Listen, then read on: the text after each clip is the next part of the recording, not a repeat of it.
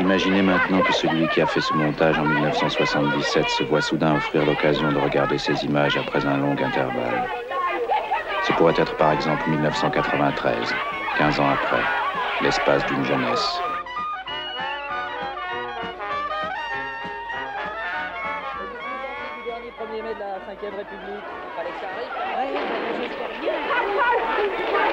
Il pourrait méditer sur le temps qui passe et en mesurer les changements avec un instrument très simple, en énumérant les mots qui n'avaient simplement aucun sens pour les gens des 60s.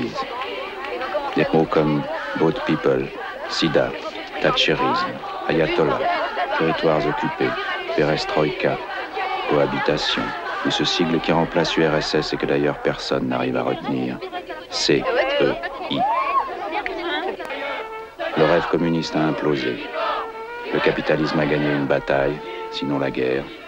Mais une logique paradoxale fait que certains des ennemis les plus déclarés du totalitarisme soviétique, ces hommes de la nouvelle gauche à qui ce film est largement consacré, ont été entraînés dans le même tourbillon. Revanche des staliniens, leur opposition de gauche est morte avec eux. Ils étaient liés dialectiquement comme le scorpion à la tortue, souvenez-vous d'Orson Welles, c'était leur caractère. Pour la 4e fois, l'exposition des armements terrestres s'est tenue à Satori afin de promouvoir l'exportation des réalisations les plus modernes en matière d'armement. 150 exposants présentèrent environ 700 matériels militaires à une quarantaine de délégations étrangères. Ainsi, à cette occasion, notre auteur s'émerveillerait des ressources de l'histoire qui a toujours plus d'imagination que nous.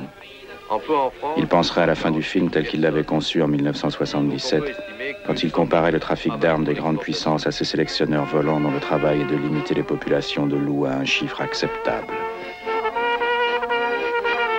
Devinez qui elles arment aujourd'hui.